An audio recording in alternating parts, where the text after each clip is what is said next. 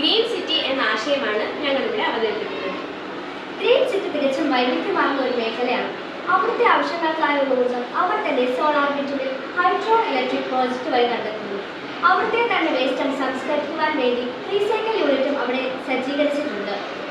പുറത്തുനിന്ന് അവിടേക്ക് വരുന്ന ടൂറിസ്റ്റുകൾക്കും അവിടെയുള്ളവർക്ക് താമസിക്കാനായുള്ള റെസിഡൻഷ്യൽ ഏരിയയും കുട്ടികൾക്കായുള്ള വിനോദസഞ്ചാര പാർക്കും കാറ്റൽ ഫാമും ഉണ്ട്. ഗതാഗതത്തിനായി ടാറിട്ട റോഡുകൾക്ക് പകരം സിന്തറ്റിക് റോഡാണ് അവിടെ സജ്ജീകരിച്ചിരിക്കുന്നത്.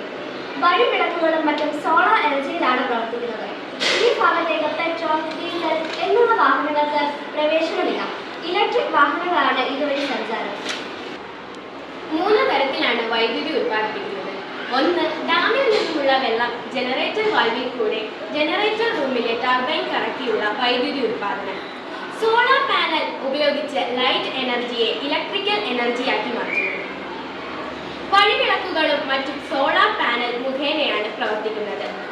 വിൻഡ് മില്ലിന്റെ സഹായത്തോടുകൂടി വിൻഡ് എനർജിയെ ഇലക്ട്രിക്കൽ എനർജിയാക്കി മാറ്റുന്നു.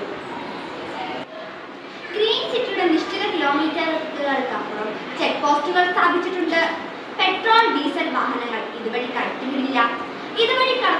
പകരം സർക്കാരിന്റെ അധീനതയിലുള്ള ഇലക്ട്രിക് ബസ്സുകൾ മാത്രമാണ് പ്രവേശനം.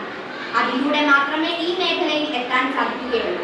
ഇവിടുത്തെ പ്രദേശവാസികൾക്കൊഴികെ അതിനാൽ ഇവിടെ വായു മലിനീകരണം കുറവാണ്. നന്ദി, നമസ്കാരം.